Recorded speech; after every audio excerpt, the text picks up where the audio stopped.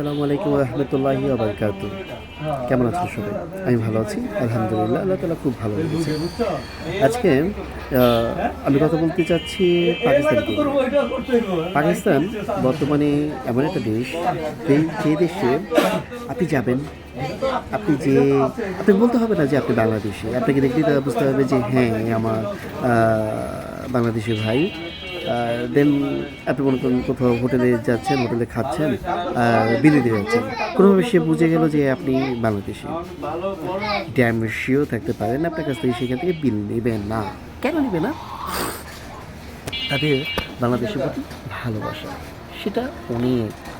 কেননা বাংলাদেশের সাথে এটা আপনারা জানেন যে বাংলাদেশে একটা যুদ্ধ হয়েছিল, সেটা হচ্ছে মুক্তিযুদ্ধ। যার সাথে হয়েছিল তারা হচ্ছে পাকিস্তান।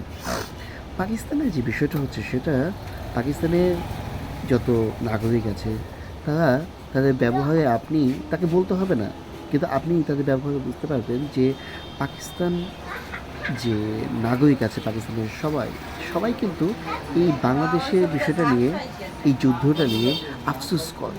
তা ভাবে যে সেটা তাদের একটা অনেক বড় ভুল হয়েছিল যে বাংলাদেশের সাথে যুদ্ধ করা।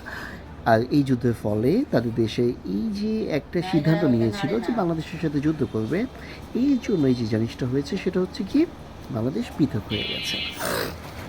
তো যাই হোক, যুদ্ধ হয়ে গেছে, একটা লম্বা সময় চলে গেছে, কিন্তু বর্তমানে বিষয়টা একটু ভিন্ন। বাংলাদেশের সাথে বর্তমানের সাথে পাকিস্তানের খুব সুন্দর একটা সম্পর্ক বিরাজ করছে।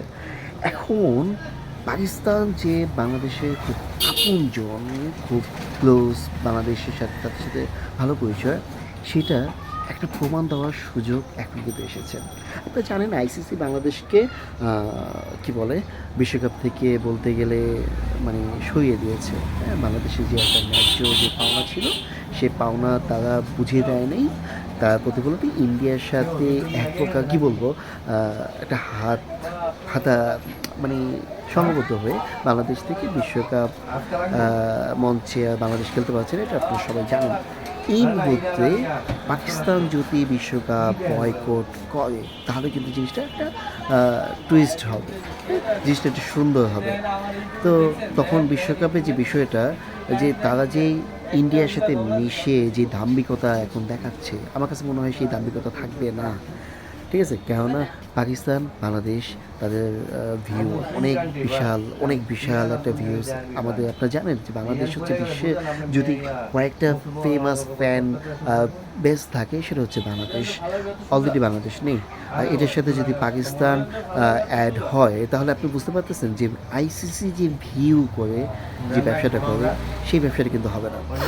তো যাই হোক, আজকে আমার কাছে মনে হয় পাকিস্তান রেজাল্ট দিবে। আসলে ফাইনালে তারা কী করলো, আসলে কি বয়কট করলো কি না, আমরা আশা রাখবো পাকিস্তানের মানে বাংলাদেশিরা যাতে বয়কট হয়। কেননা বয়কট হলেই বলতে হবে যে ইন্ডিয়া চাপ থাকবে, আর ইন্ডিয়া যখন চাপে থাকবে তখন আইসিসি চাপ থাকবে।